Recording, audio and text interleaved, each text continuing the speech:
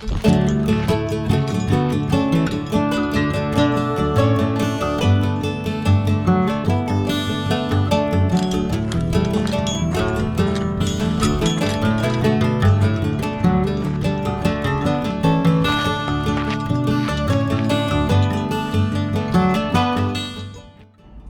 so today I got in the mail a off-brand Prusik that is very similar to the VT Prusik. It doesn't have an aramid core and it's half the price. Let's just check it out, all right?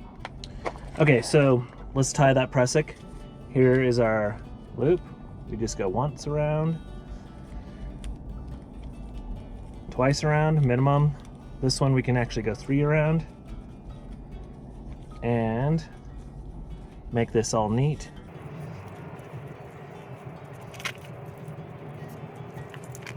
And there we have our Prusik.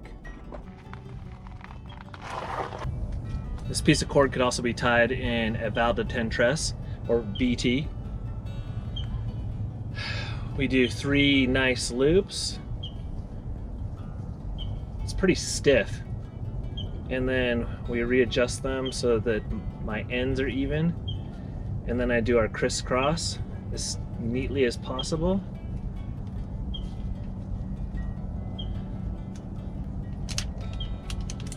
And then we clip it in. We can definitely use this in a backup mode for something like the Rigbird. And remember, on a valve de 10 truss, all we have to do is just push down on these loops here and down we go. All right, so let's compare.